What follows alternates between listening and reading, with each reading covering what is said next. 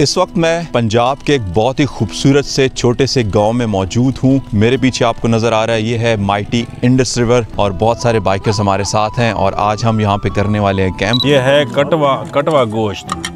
ये हमारा मियाँ वाली एक रवायती कटवा है जो हम मट्टी के उसमें पकाते हैं और बड़े गोश्त का पकता है और इसको पकाने के लिए भी ख़ास किस्म के कारीगर हैं, हर कोई नहीं पका सकता। मेरे पीछे आप देख रहे हैं, ये है पंजाब की एक बहुत ही बड़ी और बड़ी खूबसूरत नहर जिसकी लंबाई तकरीबन 52 किलोमीटर लंबी है और ये पंजाब के 5 ज़िलों की एग्रीकल्चरल जो लैंड है उसकी पानी की ज़रूरत को पूरा करती है। रात के तकरीबन 12 बज रहे हैं और इस टाइम बड़ी तेज़ हवा चलने लग गई। हम और एक दो कैंप्स जो है ना उनकी स्टिक्स टूट गई हैं। सामान इसके अंदर ही है और इसको उठा के जो है ना वहाँ से इस तरफ ले आए हैं। बहुत खूबसूरत सा गांव है जिसके बीच में से हम होके जा रहे हैं। मेन रोड तो हमने एग्जिट कर लिए और देखिए हर तरफ गंदम ही गंदम जो है ना काश्त हुई हुई है इस एरिया के अंदर।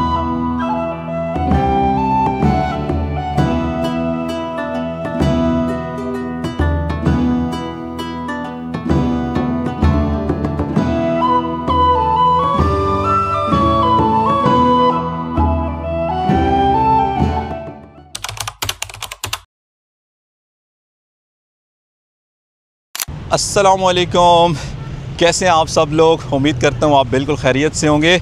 बाय द वे, इंट्रो कैसा लगा आपको स्टोरी नंबर 36 का? आई होप इंट्रो देखने के बाद आप ये वीडियो पूरी देखेंगे क्योंकि इस वीडियो के अंदर, इस स्टोरी नंबर 36 के अंदर मैं आपको पंजाब की सैर करवाने लगा और पंजाब की कुछ बहुत ही इंपॉर्टेंट इन्फॉर्मेशन नहरी निज़ाम को लेकर, और सबसे बड़ी बात दरिया सिंध जो एक बहुत बड़ा दरिया पूरे पंजाब में से क्रॉस कर रहा है उसके बारे में बात करेंगे। और बाकी इंट्रो में आपको दिखा चुका हूँ कि आज कैंपिंग का प्लान है तो हम करेंगे जनाब दरिया सिंध के किनारे पे कैंपिंग अपने कुछ दोस्तों के साथ। तो आज की स्टोरी को यहाँ से शुरू करते हैं। इस वक्त मैं एक बहुत ही खूबसूरत सी, मेरे पीछे आप थल कैनाल देख रहे हैं, लेकिन यहाँ तक मैं कैसे पहुँचा और कहाँ से मैं आ रहा हूँ। स्टोरी नंबर 35 में मैंने आपको एबटाबाद का गोरा कब्रिस्तान दिखाया था और एबटाबाद का सेंट ल्यूक चर्च मैंने आपको दिखाया था। होपफुली आपने उस स्टोरी को भी एंजॉय किया होगा। इस वक्त मैं मौजूद हूँ अपने होम टाउन जो कि माड़ी इंडस है, पंजाब का एक बहुत ही खूबसूरत सा टाउन, डिस्ट्रिक्ट मियांवाली का एक छोटा सा कस्बा कह लें, गांव कह लें, टाउन कह लें, देहात कह लें। तो यहाँ से आज की स्टोरी को स्टार्ट कर रहे हैं। फिर बातों से बातें निकलती हैं तो लंबी हो जाती हैं। थोड़ा सा आपको पीछे रास्ता दिखाता हूँ कि इस जगह तक मैं कैसे पहुँचा हूँ और फिर यहाँ इस नहर की आपको थोड़ी सी कहानी बताता हूँ, इसकी हिस्ट्री बताता हूँ, कुछ ड्रोन शॉट्स दिखाता हूँ और सीधा निकलेंगे जनाब राज की तरफ। अऊज़ु बिल्लाहि मिनश्शैतानिर्रजीम, बिस्मिल्लाहिर्रहमानिर्रहीम, सुब्हानल्लज़ी सख़्ख़र लना हाज़ा वमा कुन्ना लहू मुक़रिनीन व इन्ना इला रब्बिना लमुनक़लिबून। अल्लाहुम्मा सल्लि अला मुहम्मद व आलि मुहम्मद व अज्जिल फ़रजहुम। अपने घर से मैं निकल आया हूँ और मौसम बहुत ज़्यादा गर्म है। टाइम हो रहा है जनाब 3:24 और 4 बजे का हमारा मीटअप है। जनाब राज पे हमने इकट्ठे होना है और वहीं से जो है ना सब लोग फिर अपनी कैंप साइट की तरफ निकलेंगे। और उससे पहले, जैसा कि मैंने आपको इंट्रो में दिखाया है, कुछ मज़े के पॉइंट्स हैं आज की स्टोरी में जो आपके साथ शेयर करने हैं। तो आपको पहले वो दिखाऊंगा और फिर हम जाएंगे अपनी कैंप साइट पे और फिर आपको जनाब आज रात हम नाइट कैंपिंग सीन्स दिखाएंगे at the bank of the mighty Indus river इंशाअल्लाह। ये वाली रोड सीधी जा रही है जनाब मियांवाली सिटी और हमको यहाँ से राइट हो जाना है क्योंकि मुझे जाना है जनाब राज की तरफ और उसकी डायरेक्शन थोड़ी डिफरेंट है। तो यहाँ से हम इस रोड को ना एग्ज़िट करने वाले हैं।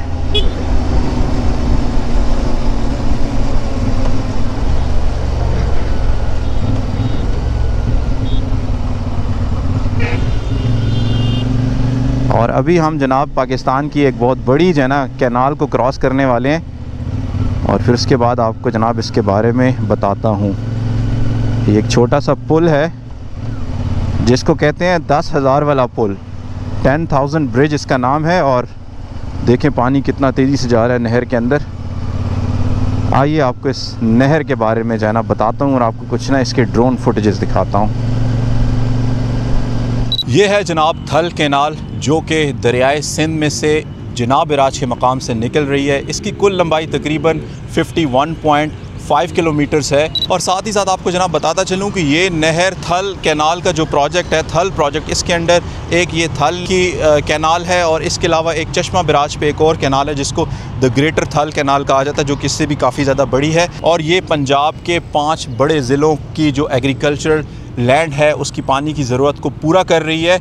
और इसमें शामिल हैं डिस्ट्रिक्ट मियांवाली, क्योंकि ये जनाब राज के एरिए से निकल रही है, जो कि डिस्ट्रिक्ट मियांवाली के पक्की शाह मर्दान के एक गाँव पर वाक़या है। और डिस्ट्रिक्ट मियांवाली के बाद लिया, बखर और इसके अलावा मुजफ्फरगढ़ के काफ़ी सारे एरियाज़ को ये नहर सैराब कर रही है। इस नहर को थल इसलिए कहा जाता है क्योंकि जहाँ पे ये एंड हो रही है वहाँ से आगे ये थल के सहरा के जो एरियाज़ हैं उनमें भी काफ़ी जो एग्रीकल्चर लैंड है उसको भी ये पानी की ज़रूरत प्रोवाइड कर रही है। इस वजह से इसका नाम थल कैनाल रखा गया। और ये जनाब सिंध सागर दोआब का जो थल के प्रोजेक्ट था उसका एक हिस्सा है। सिंध सागर का थोड़ा सा आपको बताता चलूँ, सिंध सागर दोआब बेसिकली पंजाब के अंदर से 2 बड़े दरिया गुजर रहे हैं। एक को दरिया झेलम कहा जाता है और दूसरे को दरिया सिंध कहा जाता है। और दरिया झेलम और दरिया सिंध के बीच में जो पंजाब का एरिया आता है ये सारा का सारा एग्रीकल्चरल बेस्ड एरिया है। और ये सिंध सागर में सिर्फ पंजाब नहीं बल्कि इसमें KPK की हज़ारा डिवीज़न के भी कुछ एरियाज़ आते हैं। इस मंसूबे के अंदर हज़ारा डिवीज़न, गलियात हो गया और इसके अलावा ये वाला एरिया जिसको पोठवार रीजन कहा जाता है, और इसके बाद इससे आगे जो थल का एरिया, ये सारे के सारे एरियाज़ इस सिंध सागर दोआब के मंसूबे के तहत आते थे। इस मंसूबे को 1919 में 1919 में स्टार्ट किया गया था। और इसके बाद जब ये बैराज बनाया गया, बैराज 1939 में इसका काम शुरू किया गया था और 1946 में जनाब बैराज को मुकम्मल किया गया था। और उसके बाद यहाँ से एक नहर निकाली गई थी जो कि आगे वाले जितने भी पंजाब के एरियाज़ हैं उनकी जो ज़रूरी ज़रूरियात हैं पानी की, उनको ये नहर पूरा करती है।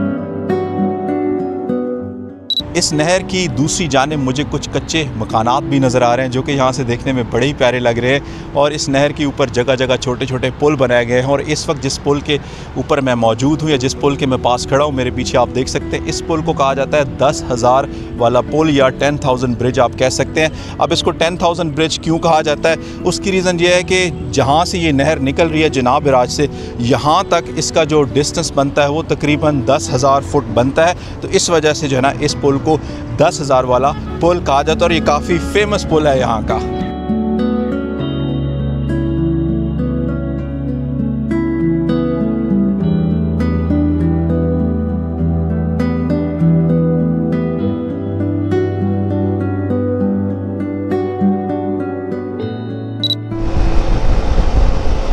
अब जा रहे हैं हम जनाब बैराज की तरफ, जो कि यहाँ से तकरीबन 1 से 1.5 किलोमीटर आगे है।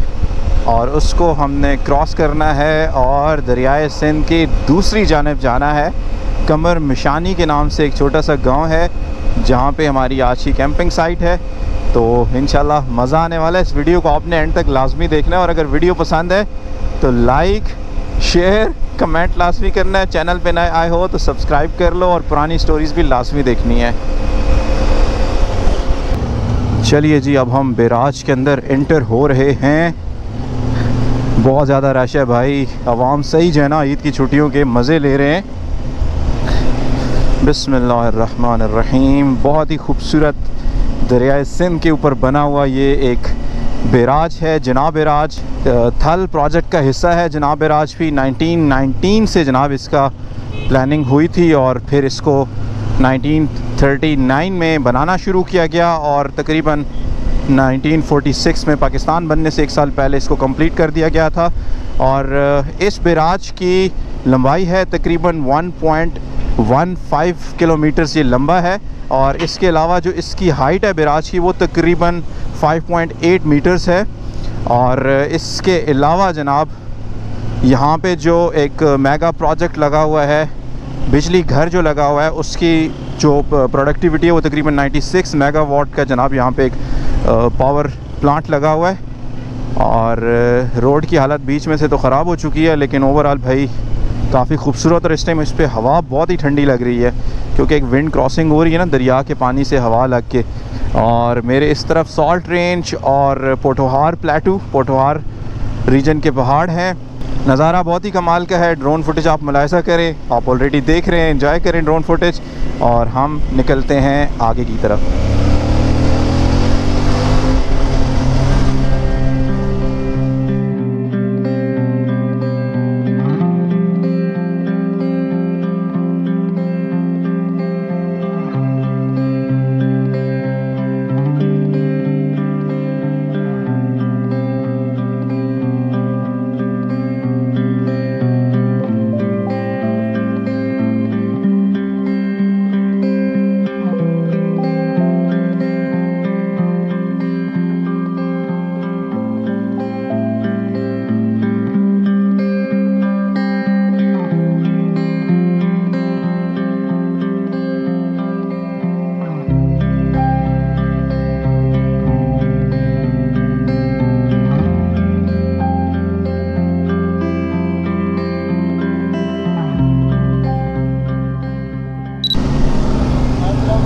वालेकुम अस्सलाम, कैसे हैं? आपको भी ईद मुबारक। मैं इस्लामाबाद से आया हूँ। आप खैरियत से हैं? ठीक हैं, बहुत शुक्रिया जी, शुक्रिया, बहुत शुक्रिया, बहुत शुक्रिया। जिंदाबाद जिंदाबाद जिंदाबाद जी। भाई हमें कहवा पिलाने के चक्करों में थे। चलें जी, ये साथ आप मेरे जो राइट पे देख रहे हैं ये पावर प्लांट लगा हुआ है, पावर स्टेशन है। 96 मेगावाट जो है वो इलेक्ट्रिसिटी जनरेट कर रहा है। क्या नाम है आपका? नाम क्या है आपका? नाम मिर्ज़ा खान। मिर्ज़ा कहाँ के हो? अफगानिस्तान की। अफगानिस्तान में कहाँ का? कंदूज। हाय, बहुत खूबसूरत इलाके, कंदूज के अफगानिस्तान।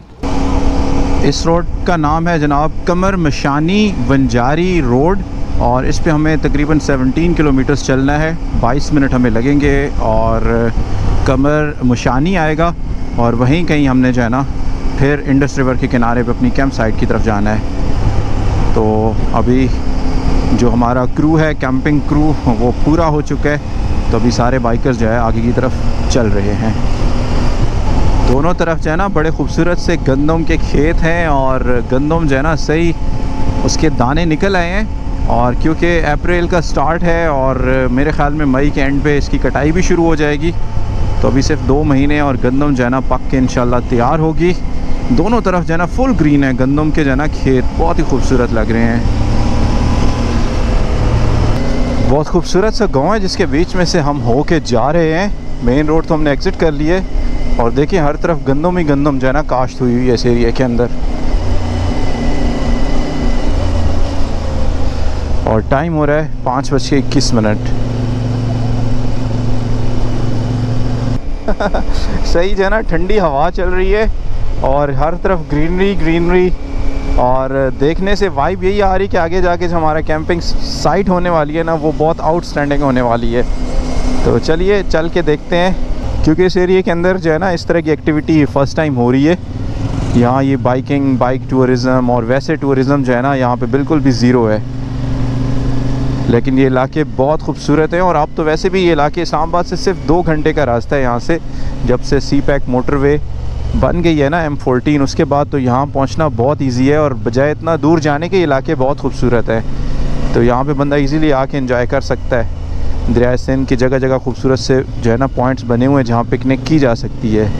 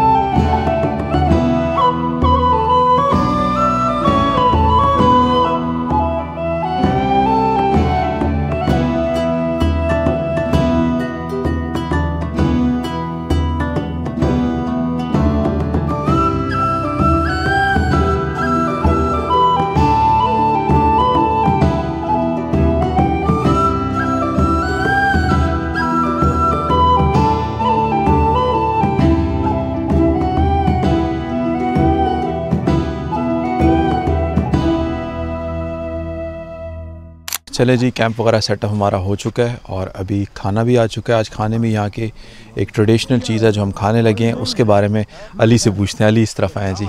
सबसे पहले तो बहुत बहुत शुक्रिया, आपने इस कैंपिंग में इनवाइट किया। और क्या आज खाने में? आज जनाब ट्रेडिशनल फूड है हमारी कटवा, जो कि मियाँ वाली का सबसे मशहूर तरीन एक किस्म की हमारी डिश है। तवी और कटवा। तवी आपको हमने पहले एक बार ट्राई कराई थी और आज कैंपिंग में खाई। हाँ जी, आज हम खाएंगे। क्या होता है, थोड़ा सा बताएं। कटवा बेसिकली बड़े गोश्त से एक सालन बनता है मिट्टी के बर्तन के अंदर। एक स्पेसिफिक इसका टेस्ट होता है और हमारे यहाँ अक्सर शादियों पे लोग ये कटवा ही बना के लोगों को सर्व करते हैं। सही। तो अभी ये असमत भाई ने बनवाया है, असमतुल्लाह भाई ने हमारे लिए स्पेशल अमार भाई के लिए कटवा तैयार करवाया है और होप्स हो कि इंशाल्लाह कटवा अमार भाई भी इंजॉय करेंगे और हम भी इंजॉय करेंगे। चले जी, वैसे तो प्लान ये था कि शायद पहले यहाँ पे बनता तो मैं आपको भी दिखाता कैसे बनता है, लेकिन अब ऑलरेडी लेट हो चुका है, तकरीबन 9 बज गए हैं, खाना आ चुका है। खाना खाते हैं, आइए आपको दिखाता हूँ कि क्या चीज़ होती है और टेस्ट कैसा है उसका। अच्छा जी, ये आ गया सालन, मैं आपको थोड़ा सा दिखा देता हूँ। और सब लोग यहाँ पे बैठ चुके हैं। बहुत इंतज़ार करना पड़ा ना खाने के लिए। असमत भाई जी, आपने इतना इंतज़ार क्यों करवाया खाने के लिए सबको भाई? असल में सर ऐसा है कि पहले तो मैं बता दूं कि वो जो बच्चे लेके आ रहे थे ना, वो चूँकि अंधेरा था तो गाड़ी में थे तो वो सीधे निकल गए और सी पैक रास्ता थोड़ा सा मुश्किल है, हम जहाँ पे बैठे हुए हैं ना, रात को थोड़ा उनसे जो है ना मिस हैंडलिंग हो गए। तो अभी खाने के बारे में मैं थोड़ा सा आपको बता दूं कि ये जो सालन है ये है कटवा गोश्त। ये हमारा मियाँ वाली एक रवायती कटवा है जो हम मिट्टी के उसमें पकाते हैं और बड़े गोश्त का पकता है और इसको पकाने के लिए भी ख़ास किस्म के कारीगर हैं, हर कोई नहीं पका सकता। तो ये हमारे इलाके में ग़ुलाम फरीद दरखान है, वो जो है ना बड़ा एक्सपर्ट है कटवे का, उसने पकाया और उसके बाद इसने इसमें डाल दिया है ताकि वो रास्ते में, ताकि वो मिट्टी का कटवा होता है टूट ही ना जाए। कितना टाइम लगता है तकरीबन इसको बनाने में? इस पे तकरीबन मेरा ख्याल है 2 घंटे कम से कम लग जाते हैं, क्योंकि गोश्त गलता है और फिर इस तरीके से। कोई ख़ास मसाले इस्तेमाल होते हैं या सिर्फ तरीका डिफरेंट है बनाने का? नहीं, इसमें मिसाल है तो वो रवायती तो वो होता है कि जो दूसरी मिर्चें थी और उसको उसमें डाल के रगड़ते थे, और ये जो आर्टिफिशियल मिसाले नहीं डालते, वो पुराने तरीके से जैसे हमारे जो हमारी दादियाँ वगैरह बनाती थी सालन, वो इसी तरह से ही बनाती थे कि उसको दौरी में डाल के फिर मिर्चों को और उसको पीस के और फिर जनाब डाला, और नमक भी जो बड़ा नमक होता था उसको कूट के छोटा किया और फिर उसमें डाला। तो ये वही पुरानी जो है ना भी रवायत चल रही है। तो ये देखते हैं, अभी टेस्ट करते हैं कि कैसा बना है। तो चलें जी, अभी बाकी टेस्ट के बारे में तो शाह साहब बताएंगे कि कैसा बना है। चलें जी, अभी टेस्ट करते हैं। रिवायती खाना है यहाँ का और आपको बताते हैं कि कैसा बना है। अच्छा जी, इसके साथ तंदूर की रोटी बनी हुई है। बिस्मिल्लाहिर्रहमानिर्रहीम।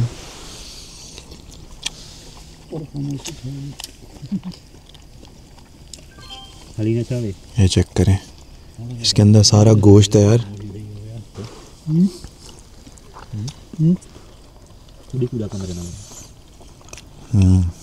कैसा टेस्ट है? सही कहा इन्होंने, मसालों का टेस्ट आ रहा है। हर चीज़ ऑर्गेनिकली जो है ना इसमें ऐड की है। चलें जी, खाना माशाल्लाह बहुत अच्छा है, एंजॉय करते हैं खाना, फिर आपसे मिलते हैं।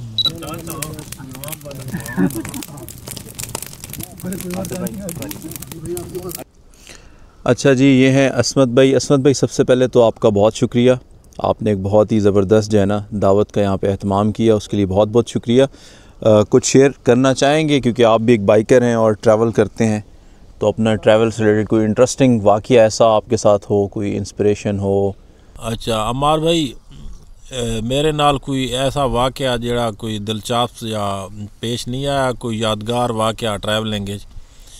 चूँकि अस 10 साल तो ट्रैवलिंग यानी कि एक ग्रुप की शक्ल गड्डी ते करने पैसे, लेकिन हुण मैं तकरीबन साल डेढ़ तो बाइकिंग ते जर करना पाया ना, तो मेरा यह तजर्बा है कि जी बाइकिंग ना ट्रैवलिंग है ना, वो बहुत ही दिलचस्प और बहुत डिफरेंट है। ये इन्होंने अपनी एक नफसियात और अपनी नेचर है कि जी बहुत ज़बरदस्त। तुस आपस यानी कि मुख्तलिफ एक्सपीरियंस शेयर करने हो, आपस गप शप लेने, और इं लगना है कि जिन्हें असा आप यानी पहली भी मुलाकात हो बाइक करने, इंज लगना अस काफ़ी अरसे तो यानी कि आपस वाकफ़ है जी। और तुस आज थोड़ी और आसिफ भाई निसार नाल पहली नाइट है, तो साकू ईअं लॻ न पए कि जीअं इस तो पहले भी असां मिले हुआ। तो बाइकिंग कम्यूनिटी जी है ना उसने आपस में ताल्लुकात और जो प्यार है वो बड़ा ज़बरदस्त है। और इसे वजह तो मेरे को जी दूजी गड्डियाँ नहीं या दूजी ट्रैवलिंग है उस तो ये जी बाइकिंग ट्रैवलिंग है ना वो मेरे को बहुत ज़्यादा पसंद है। हमारा भी एक छोटा सा वाक़या रिसेंटली हमारे कराची टूर में पेश आया जिसको एक सबक हम कह सकते हैं कि हम वापस आ रहे थे कराची से और गालबन हम मोरो के करीब थे और तकरीबन मेरी स्पीड उस टाइम थी तकरीबन 80+। मैंने क्या देखा कि रोड के नेशनल हाईवे के बिल्कुल सेंटर में एक बच्चा जा रहा है। बच्चा था कोई 15-16 साल की उम्र का, साइकिल चला के, और क्या किया उस बच्चे ने, यकदम उस बच्चे ने हाथ अपने छोड़ दिए साइकिलिंग के दौरान नेशनल हाईवे पे। हाथ उसने ऐसे करके ना जनाब वो साइकिल चला रहा है। मैं बाई चांस उसके पीछे, और मेरी स्पीड ज़्यादा थी लेकिन मैंने कवर करके मैं उसके करीब गया। अगली बार मैं सराकी में करूँगा नाल वांझ के ना मैं काने मुंडे गति अटैच करके मैं कहा यार नहीं नेशनल हाईवे तू आता है। अच्छा उस बाद मैं डिठा के पीछे ना और मेरे नाला ना साजिदा मैं मोटरसाइकिल बजा चाहे तो ये था कि नेशनल हाईवे पे ना सिर्फ हमें थोड़ा सा एहतियात करना चाहिए बाइकिंग के दौरान, बल्कि ये जो बच्चा कर रहा था ना गलती, उसको सबक मिल गया मेरी उस जमात के ज़रिए। आइंदा वो ऐसी चीज़ नहीं करेगा। रात के तकरीबन 12 बज रहे हैं और इस टाइम बड़ी तेज़ हवा चलने लग गई। हम तकरीबन सोने का ही सोच रहे थे और एक दो कैंप्स जो है ना उनकी स्टिक्स टूट गई हैं तो ये उनकी जगह चेंज कर रहे हैं। आपको दिखाता हूँ। जी अली भाई क्या हो गया ये किसका जनाजा लेके घूम रहे हैं? नतुल्लाह भाई का टेंट है जनाब, स्टिक टूट चुकी है, हमने जुगाड़ लगाया है। अल्लाह करे कि जुगाड़ हमारा कामयाब हो जाए। खलियां करो ना, सामान इसके अंदर ही है और इसको उठा के जो है ना वहाँ से इस तरफ ले आए। ये दली भाई ये टूट गई नहीं, वो टूट गई यार, निकल गई है ना आपस में, निकल गई रबड़ निकली भाई। तो इसे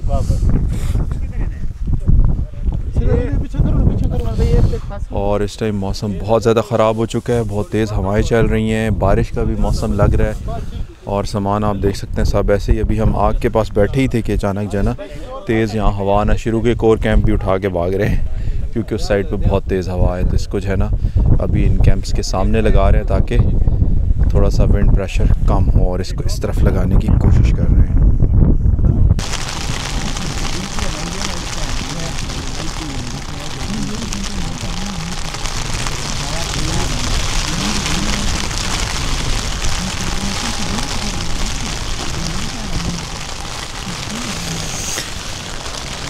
चलिए जी हम कैंप्स में आ चुके हैं क्योंकि बाहर बहुत तेज़ बारिश शुरू हो चुकी है और साथ में तेज़ हवाएं भी चल रही हैं। आपको आवाज़ आ रही होगी बैकग्राउंड में। तो अभी सोने लगे हैं क्यों तकरीबन 1:35 हो रहा है टाइम। तो अभी सोते हैं, आपसे सुबह मिलते हैं और इस उम्मीद के साथ कि ये बारिश कोई जो है ना हमें डिस्टर्ब ज़्यादा नहीं करेगी और इस बारिश की टैपिंग साउंड के साथ हम अच्छे से अपनी नींद करेंगे और आपसे मुलाकात होती है सुबह।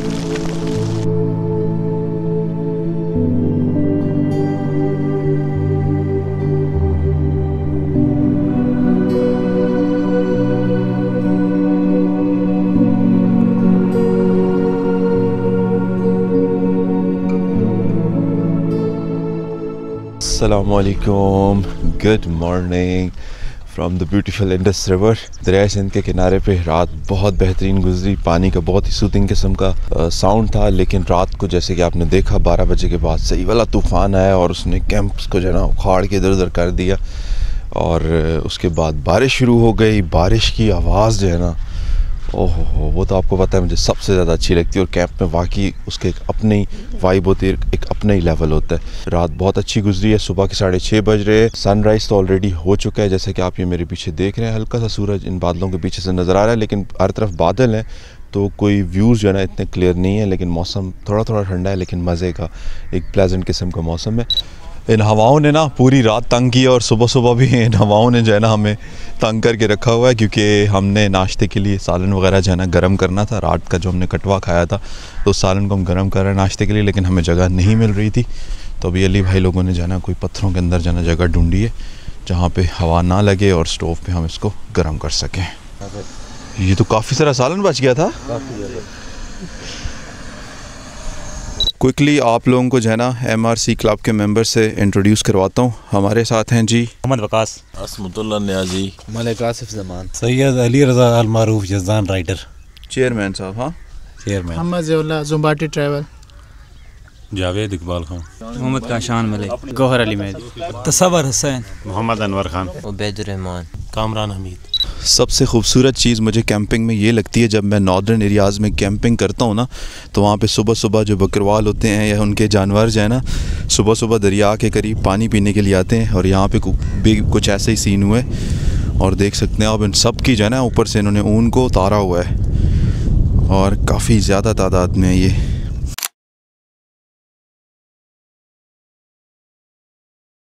हाँ जी भाइयों, सुकून आ गया है, सुकून आ गया, नाश्ता पहुंच चुके हैं जी। अली पराठा दिखाएं जी, क्या बात है, माशाल्लाह ज़बरदस्त जी। और साथ में कटवे का सालन। अच्छा जी, ये साग वाला पराठा है। हाँ,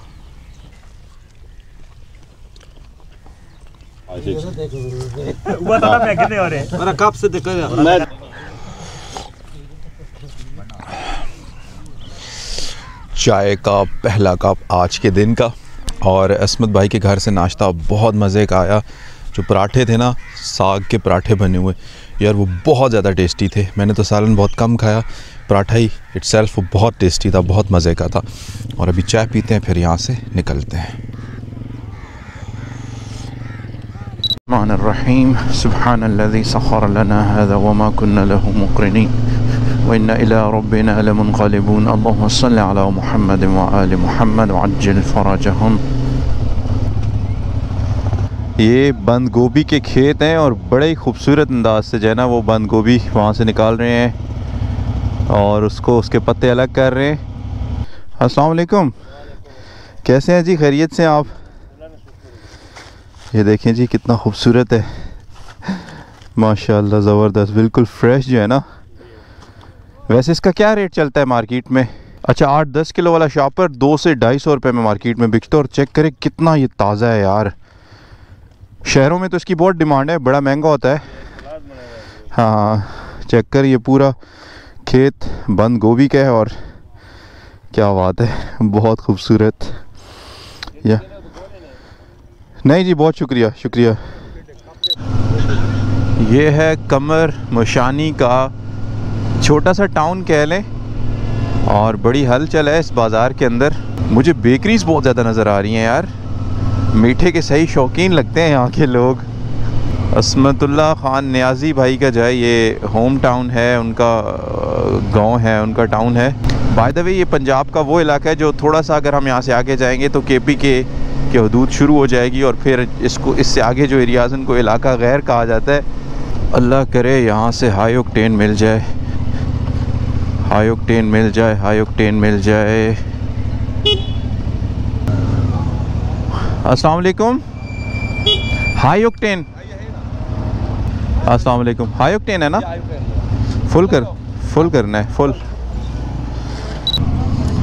वापसी का रास्ता मैंने थोड़ा सा डिफरेंट लिया है क्योंकि मैं आपको ना एक पुराना रेलवे का ब्रिज दिखाना चाहता हूँ। और जाते हुए तो हमने जनाब राज से इंडस रिवर को क्रॉस किया था, अभी हम एक रेलवे ब्रिज से जो है ना वापस इंडस रिवर को क्रॉस करेंगे और मैं अपने होम टाउन जाऊँगा। ये सीधा रास्ता कालाबाग सिटी की तरफ जा रहा है, जो कालाबाग का मेन बाज़ार है। और सीधा हम जाएंगे, आपको दिखाता हूँ पुराना रेलवे का ब्रिज जिसमें से पहले ट्रेन गुजरा करती थी। छोटी नैरो गेज जो रेलवे ट्रैक था वो था, और अब यहाँ पे जो है ना एक इसको ट्रैफिक ब्रिज में जो है ना कन्वर्ट कर दिया गया है क्योंकि यहाँ पे जो नैरो लाइन थी वो तो ख़त्म हो चुकी है। अल्लाह अकबर, बिस्मिल्लाहिर्रहमानिर्रहीम। Once again on the mighty Indus River। क्या शानदार नज़ारा है यहाँ से यार, कितना मज़ा आ रहा है। ये रेलवे जो ब्रिजेस हैं ना, इनके अंदर क्रॉसिंग का एक अपना ही मज़ा है, कैसी अच्छी वाइब आ रही है।